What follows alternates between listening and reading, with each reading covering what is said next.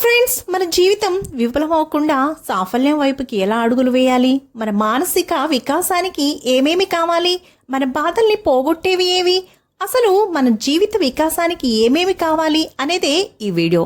మనందరం కూడా ఆనందంగా ఉండాలి, ఆరోగ్యంగా ఉండాలి, ఐశ్వర్యంతో ఉండాలి, కష్టాలు కలగొద్దు, బాధల్ని భరించలేం, దుఃఖానికి దూరంగా ఉందాం, ఉత్సాహంతో ఉరకలేస్తూ ఉందాం అని కోరుకుంటాం కదా.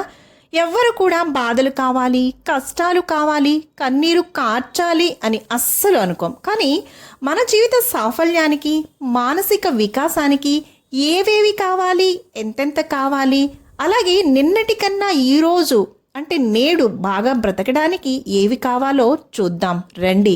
విని ఆచరించేందుకు ప్రయత్నిస్తే ఒక్క రోజులో మార్పు రాకపోయినా ఏదో ఒక్క రోజు మాత్రం మంచి మార్పు తథ్యం సుమా.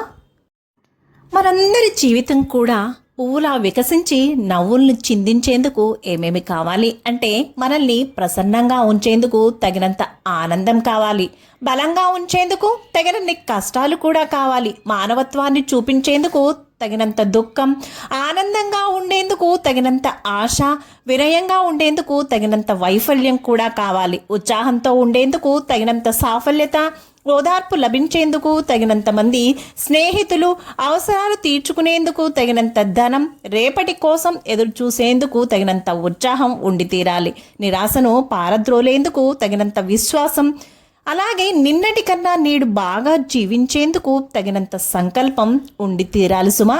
కాబట్టి మన జీవన వికాసానికి సంతోష విషాదాలు, సుఖ దుఃఖాలు, సాఫల్య వైఫల్యాలు అవసరమే అన్నమాట. కాకపోతే అవి సరైన మోతాదులో మాత్రమే ఉండి తీరాలి. మరి ఒక మంచి గ్రంథాలయం, ఒక ఉద్యానవనం మన మానసిక వికాసానికి సరిపోతాయి. అలాగే మన బాధల్ని పోగొట్టాలి అంటే మనసారా నవ్వుకోవడం, కంటి నిండా నిద్రించడం సరిపోతాయి కదా మరి.